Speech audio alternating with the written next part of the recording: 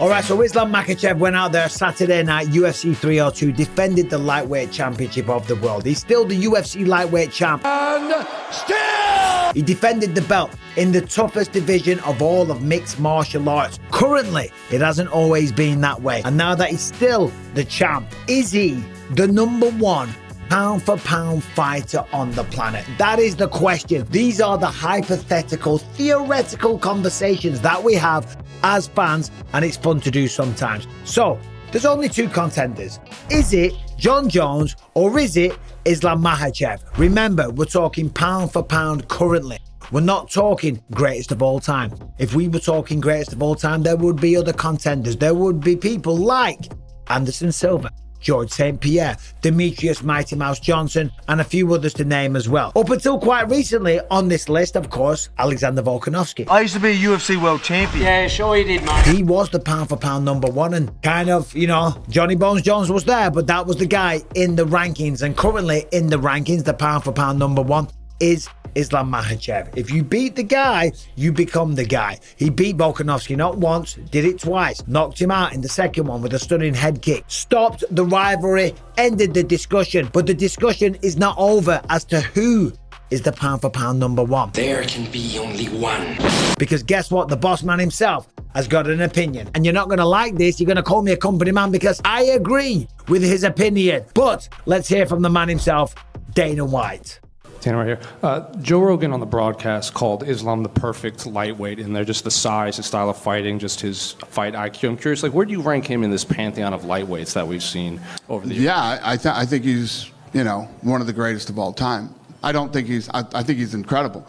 I don't think he's the pound-for-pound best fighter in the world. For anybody to call Islam the pound-for-pound best fighter in the world when Jon Jones is still fighting is nuts and shouldn't be ranking in the pound-for-pound or doing any of the rankings ever, if that's what you really think. Jon Jones has never lost a fight ever. He's fought all the baddest dudes in the world. And then when you think about what pound-for-pound rankings really mean, he moved it up to heavyweight and destroyed the best guy in the world.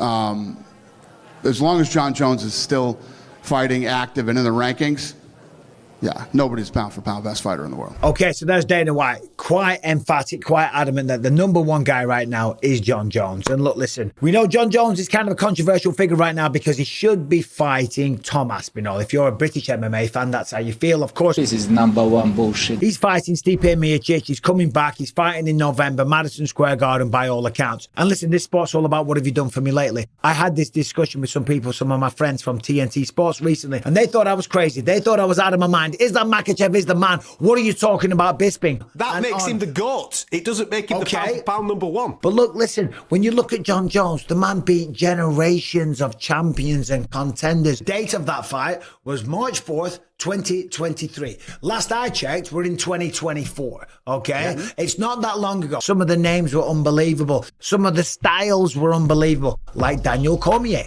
beat him twice. A man with the kind of wrestling pedigree that Islam Makhachev has. He's beaten strikers, he's beaten wrestlers, he's beaten knockout artists, karate stylists like Lyoto Machida, Quinton Rampage Jackson, Maurizio Shogun Hua, Alexander Gustafsson, Glover Teixeira, DC, or Vincent Prue. I mean, the list goes on. And then granted, sure, at the end of his light heavyweight reign, they weren't legendary names like Dominic Reyes, Thiago Santos, people like that, but they were still wins, and he was still undefeated. The record of Jon Jones is 27-1. The record of Islam Makhachev is 26-1, right? But who is the pound-for-pound #1? Well, the argument right now for Islam is that he's more active. Where the has he been? That is true. But Jon Jones is active. If you look on the resume, his last fight was March 4th, 2023.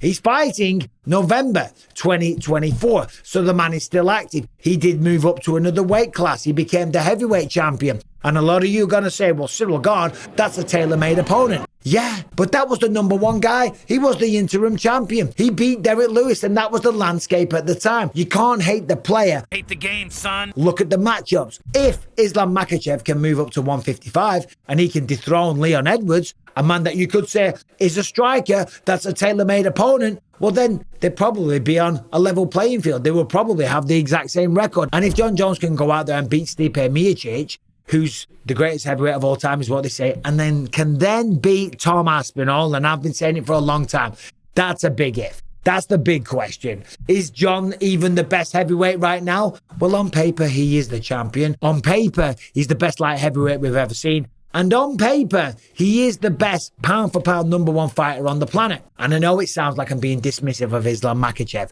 No, I am not. I am a huge fan. What he just did against Dustin Poirier, that was the best Dustin Poirier we've ever seen. That was Dustin Poirier trying for the third and final time to become the lightweight champion of the world. A man that's been in there with the style of someone like Islam, Khabib Nurmagomedov, and learned from those losses. He's fought for the belt on numerous occasions. And from those losses, you get better, you get more experience. And Islam was still able to beat him. And when you look at the record, of course, it's a beautiful record, 26-1. The one loss came via a flash knockout over Adriano Martins. He got caught. Things happen, okay?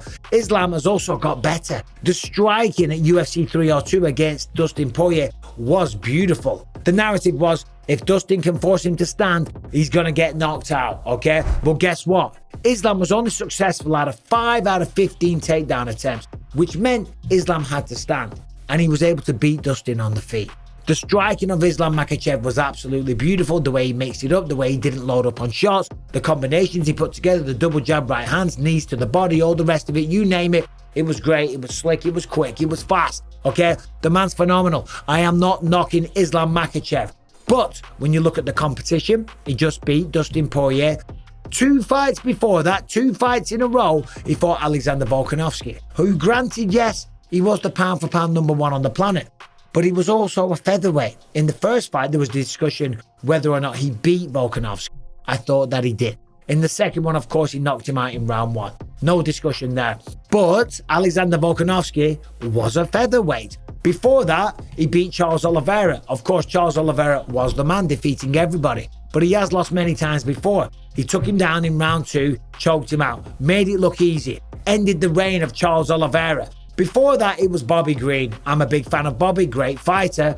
But, you know, we're talking pound for pound on the planet here. I'm not knocking Bobby Green, but it was Bobby Green, Dan Hooker, Thiago Moises, Drew Dober, Davey Hamosh. When you compare that side by side with the record of Jon Jones, and granted this was a long time ago, but we're talking people like Shogun Rua, Quinton Jackson, Lyoto Machida, Rashad Evans, Vitor Belfort, Chael Sonnen, Alexander Gustafsson, Glover Teixeira, Daniel Cormier, Vincent Prue, DC, Gustafsson again, Anthony Smith, Thiago Santos, Dominic Reyes, and then Cyril Gane.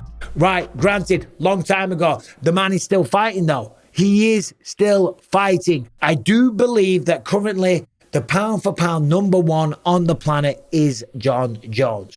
But can he maintain it? The way that Islam Makhachev is improving, the way that he's continuing to fight, the longevity that he has in his career, I can certainly see a day where that title will belong to Islam Makhachev. But just for the sake of the argument, for the discussion, and to give you my opinion, I still believe firmly right now the pound for pound #1 is Jon Jones. Yes, he went away from the sport. He had 3 years away, but the man was fighting for a better contract. He had some injuries. He tore his pec, whatever you want to call it, right? He took some time away, but he is back. He competed last year and he's competed this year. So you can't say that he's not active, because champions sometimes only fight once a year. I would love that they fought more. But he fought in 23, he's fighting in 2024. And if Islam Makhachev continues to do what he's doing and look phenomenal and beat people in the way that he is, and then continues to improve and fights Arman Sarukian and fights all the next top contenders just like Jon Jones did. And let's remember, the lightweight division is where it's at.